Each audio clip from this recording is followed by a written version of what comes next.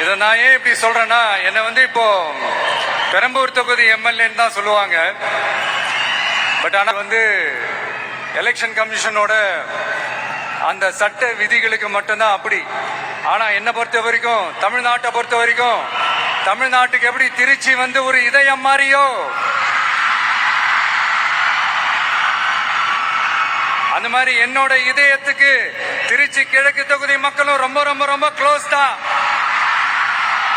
அதுல எந்த மாற்றமும் கிடையாது. சரிங்களா?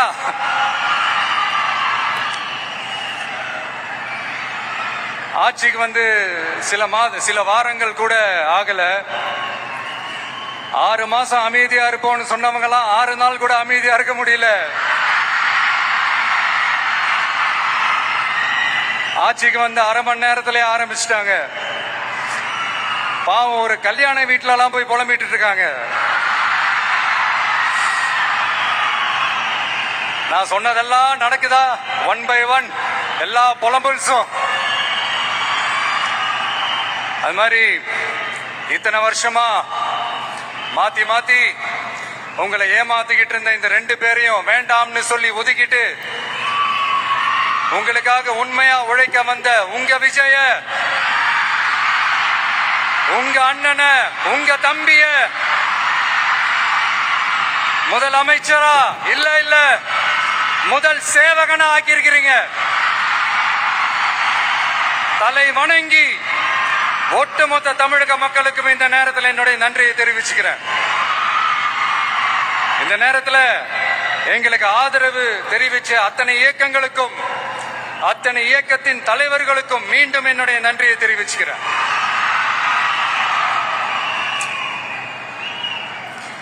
புரட்சி தலைவர் எம்ஜிஆர் அவர்களுடைய முதல் தேர்தலில் கூட இந்த அளவுக்கு ஒரு ஓட் பர்சன்டேஜ் வாங்கல அப்படின்ட்டு நிறைய பேர் சொன்னாங்க. ஆனா நீங்க டிவி கேட்க அவ்வளவு நீங்க ஆதரிச்சிருக்கிறீங்க. நான் எம்ஜிஆர் அவர்களோட எல்லாம் நான் கம்பேர் பண்ணல. எம்ஜிஆர் தான். ஆனா நாம பெரியார், அண்ணா, எம்ஜிஆர் அவர்கள் வழியில ஒரு அன்பா உழைக்க வந்த உங்க விஜய், அவ்வளவுதான். 1977 நீங்க போடாத ஓட்ட 2026 நீங்க போட்டிருக்கிறீங்க. என்ன ஒண்ணு, இன்னும் கொஞ்சம் அதிகமா ஆதரிச்சிருந்தீங்கன்னா கொஞ்சம் நல்லா இருந்திருக்கும். பட் பரவாயில்ல, ஃபியூச்சர்ல வரப்போற எல்லா தேர்தலையும் உங்களுடைய முழு சப்போர்ட் என்னால வாங்க முடியும்ன்ற அந்த ஒரு நம்பிக்கை இப்போ என் மனசுல ரொம்ப ஆழமா பதிஞ்சிருக்கு.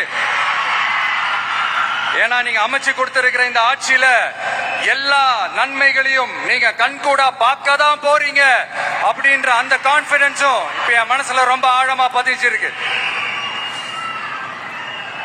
யார் எந்த நிலைமைக்கு எந்த பொசிஷன்ல போனாலும் இந்த கிண்டலும் கேலியுமா பேசுறது இருக்கதானே செய்யும். நம்மளை பத்தி, நம்ம அரசியலை பத்தி, நம்ம பேச்சை பத்தி இந்த கிண்டலும் கில்லியமா பேசிட்டு தானே இருப்பாங்க. அவங்க எல்லாருக்குமே என் சைட்ல இருந்து ஒரே ஒரு ரிக்வெஸ்ட், தயவு செஞ்சு நிப்பாட்டிடாதீங்க.